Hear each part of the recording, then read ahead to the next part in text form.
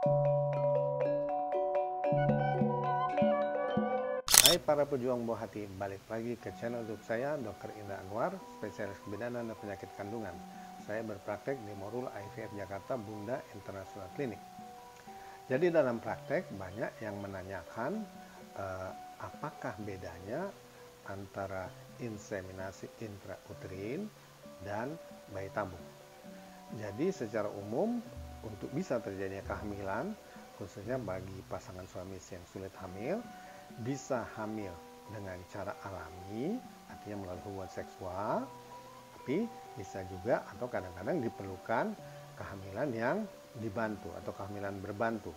Kehamilan berbantu ini tentu tidak melalui hubungan seksual, tapi melalui proses yang disebut inseminasi intrauterin atau bayi tabung. Jadi apa yang dimaksud dengan inseminasi intrauterin? Jadi inseminasi intrauterin sebenarnya membantu masuknya sperma ke dalam rongga rahim langsung, yang secara alami melalui hubungan seksual sperma itu ditempatkan di vagina dan kemudian harus melalui proses untuk bisa masuk ke dalam rongga rahim, lanjut ke saluran telur untuk bisa bertemu dengan sel telur maksudnya. Jadi jika terdapat kelainan yang ringan pada sperma atau sel telur atau pada vagina atau mulut rahim, tentu peluang hamil alami akan menurun. Jadi prinsipnya inseminasi intrauterin adalah membantu masuknya sperma ke dalam rongga rahim, sedangkan sel telur tetap secara alami tumbuh di indung telur dan kemudian juga secara alami harus masuk ke saluran telur untuk bisa bertemu sama sperma. Jadi pada proses inseminasi, pembuahan itu tidak bisa kita buktikan bisa terjadi, hanya membantu mendekatkan sperma ke sel telur. Sedangkan pada bayi tabung atau yang disebut fertilisasi in vitro, artinya pembuahan di luar tubuh, pertemuan sel telur dan sel sperma suami istri dilakukan di luar tubuh, yang secara alami pertemuan sel sperma dan sel telur ini terjadi di saluran telur.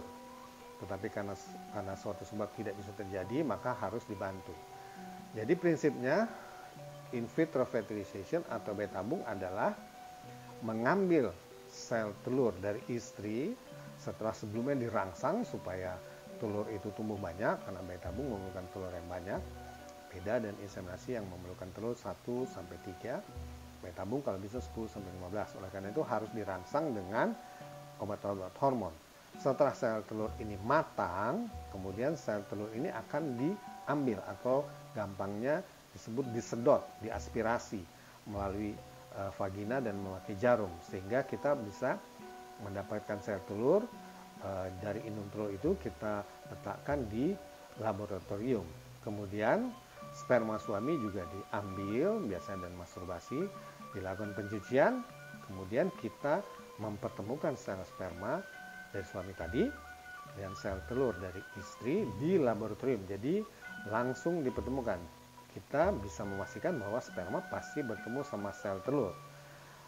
Dengan cara ICSI atau intracytoplasmic sperm injection, kita bahkan bisa menyuntikkan satu sel sperma langsung ke dalam sel telur. Jadi satu sperma dan satu sel telur, sehingga terjadi pembuahan dan bisa terbentuk embrio. Jadi pada program bayi tabung kita bisa memastikan bahwa embrio sudah terjadi. Kemudian embrio ini biasanya ditumbuhkan di laboratorium dulu selama 3-5 hari, baru dipilih satu embrio yang bagus dan akan dikembalikan atau ditransfer balik ke dalam rongga rahim.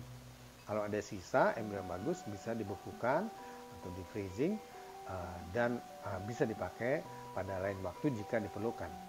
Nah, proses bayi tabung sebenarnya hanya sampai pembuahan dan meletakkan embrio ke dalam rongga rahim. Selanjutnya embrio harus menempel di dinding rahim secara alami untuk bisa terjadi kehamilan.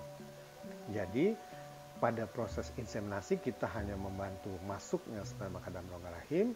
Pada proses bayi tabung kita sudah membantu terbentuk embrio, dan embrio ini sudah sudah dimasukkan ke dalam rahim. Hanya satu tahap lagi yang tidak kita bantu, yaitu proses menempelnya embrio ke dinding rahim. Itu yang tidak bisa kita bantu karena harus terjadi secara alami. Oleh karena itu, peluang inseminasi dan bayi tabung tentu berbeda. Pada inseminasi peluangnya relatif lebih kecil, sekitar 15%, sedangkan bayi tabung tergantung usia tentunya bisa mencapai 50% peluang hamilnya.